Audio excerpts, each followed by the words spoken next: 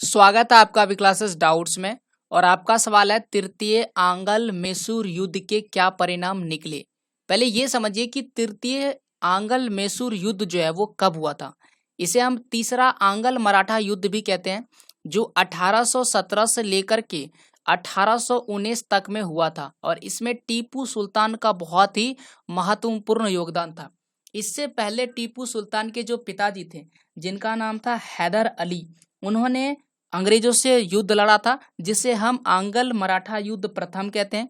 जो पहला वाला था यानी कि पहला आंग्ल मराठा युद्ध था वह 1767 यानी कि 1766 से लेकर के 1769 यानी कि 1769 तक लड़ाई हुआ था।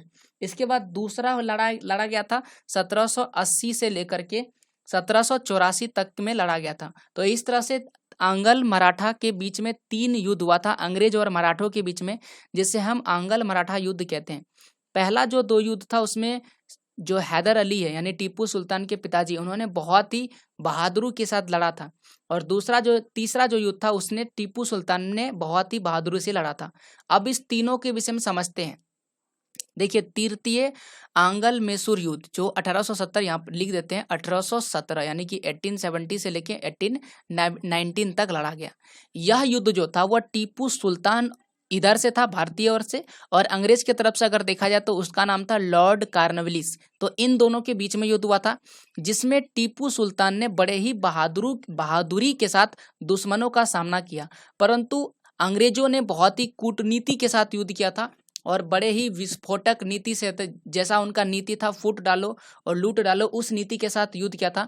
इसीलिए जो टीपू सुल्तान थे वो अंग्रेजों के सामने नहीं टिक पाए और अंततः वो विवश होकर के उनके साथ एक संधि कर लिए थे, जिस संधि का नाम था श्रीरंगपट्टनम संधि। और उन्हें जब ये संधि करनी पड़ी तो उन्होंने मजबूरन ये संधि करा, और इस संधि के साथ उन्हें इस संधि के साथ मैसूर को बहुत ही ज्यादा आर्थिक सामरिक रूप से क्या कर दिया, कमजोर कर दिया, क्योंकि आर्थिक रूप से शोषण किया और सामाजिक रूप से और सामरिक रूप से भी उन्हें पूर्ण रूप से क्या कर दिया, कमजोर कर दिया। तो इस तरह से तृतीय आंग्ल मैसूर युद्ध के परिणाम बहुत ही खराब निकले, जिसने मराठों को पूर्ण रूप से कमजोर कर दिया और अंग्रेजों को ताकतवर बना दिया।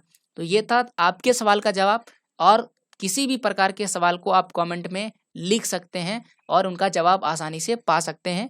वीडियो को पूरा देखने के लिए थैंक यू।